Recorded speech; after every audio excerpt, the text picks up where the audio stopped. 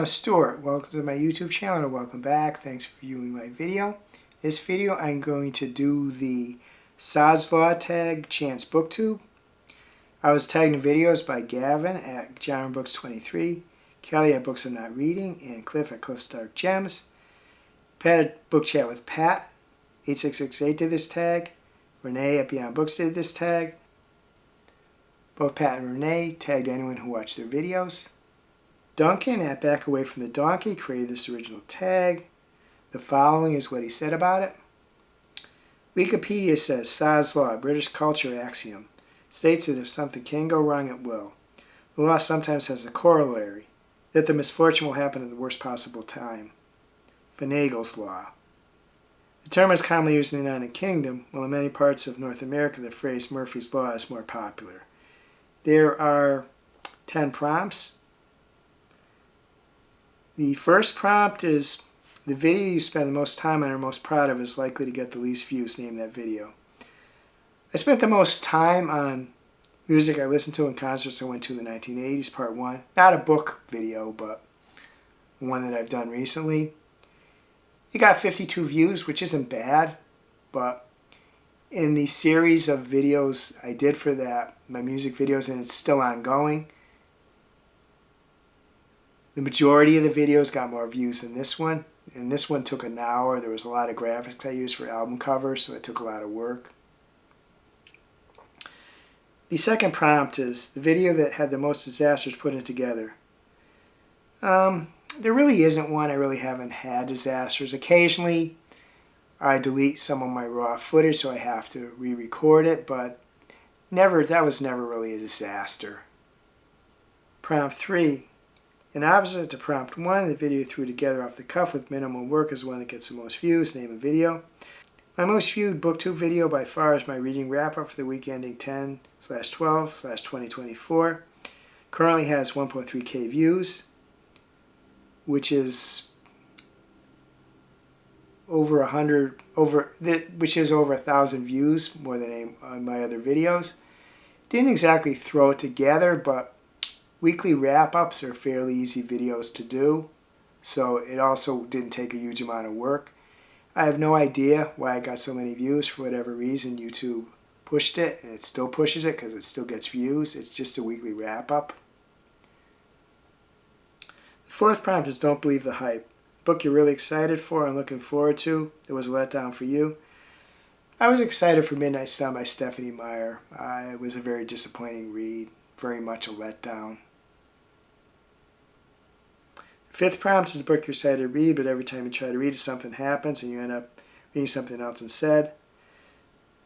Probably the one that most closely qualifies for this, although not exactly, is Bunny by Mona Awad. It's a book I really want to read, but I never quite seem to get around it. It's not one that's like on deck for me and I just put it aside, though. I've never quite reached the point to put it on deck. But it's one I've wanted to read for a long time and haven't done so. 6/A, Booktube event you keep meaning to participate in, but events mean you never do. There isn't any. With one exception, I only very informally participate in Booktube events. I am a member of several book clubs. Those take precedence. Adding Booktube events, at least to kind of more fully participate in them, would too much tie down my reading more than it's already tied down. As I'm an emotional reader, I don't want to do that. The one that I will participate if it takes part this year is the Spooky Scary Halloween Readathon by Nicole. If Nicole does this again, I will participate in that because that one went well for me. Prompt 7A is a book you've ended up with multiple copies because you didn't think you had it. A year or two ago, I borrowed Life as We Knew It by Susan Beth Pfeiffer on Libby. Read it, really liked it. I later discovered that I had a paperback copy of the book.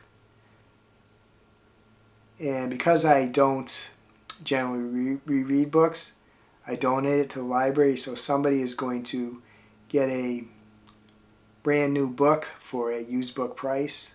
Or somebody did, because if it was going to be sold, it would have been sold by now. The 8th prompt is a video you've been trying to get together for the longest time that you never get around to because of events. Probably the closest to that is the Books in My Music's video series. They're very sporadic, and I keep wanting to do the next one, which would be one of the videos for my aughts music experiences, but I just haven't got around to it yet. The 9th prompt is a book you keep trying to buy, but it's never around, or other things thwart your ability to buy. This doesn't apply to me. If I want to buy a book, I do. I'm fortunate I have the resources to do so. Now, I will say that the books that I want to buy aren't very expensive, rare editions. So, they're not those type of books, but I am able to buy what I want to buy. Now, a different part of this is that I don't have space for all the books I have, and I really have a lot of clutter, so that's a hindrance. But if I want to buy a book, I do. The 10th, not really a prompt, but a request, I guess you'd say, is to tag someone.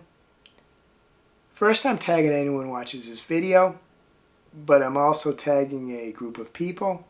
I'm tagging Nix, Smitty, Melena, Maeve, Nick, Fred, Flossie, Justin, Felix, Hannah, Jen, Joe and Mary, Kevin, Lecton, Suey, Nicole, Daniela, Elaine, and Nigel. Whether you want to do a video on your own or reply to one or more of the prompts in my comments, I'd be interested either way, seeing what you come up with. If you don't have anything else to comment, please reply with a rabbit video. I hope you're having a wonderful reading week. I hope you're having a wonderful week in general. If you enjoy this video, please give a like. Please subscribe.